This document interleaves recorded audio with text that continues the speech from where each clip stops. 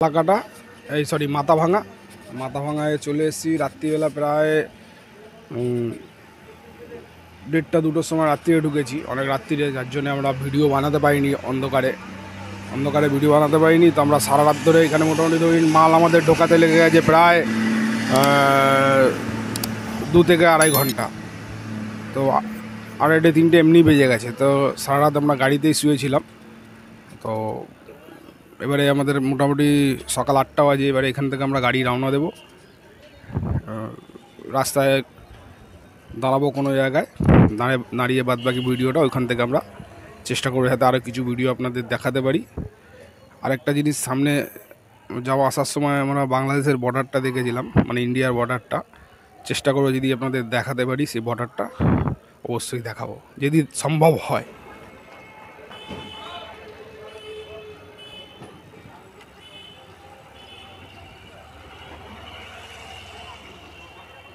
হচ্ছে মাথাভাঙা টাউন।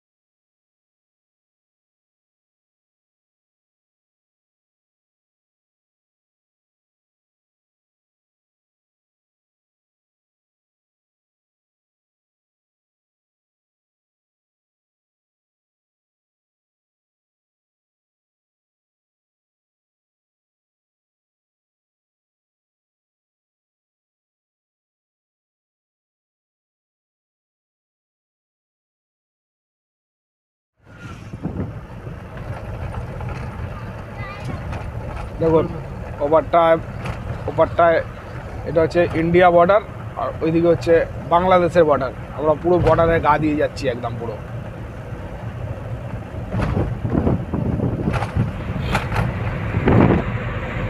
রাত্রিবেলা এই রাস্তাটা দিয়ে গেছি আমরা, যে বর্ডারটা এত গায়ে পড়ে আমার তো আইডিয়াই ছিল না। রাত্রিরে লাইট জ্বলছিল, আমি বুঝতে পারিনি। তখন প্রায় 12টা 12:30 বাজে, পাস করছি, বুঝতে পারিনি যে বর্ডার এটা। বললাম যে কাঁটা তার দিয়ে ঘেরা, এটা কি?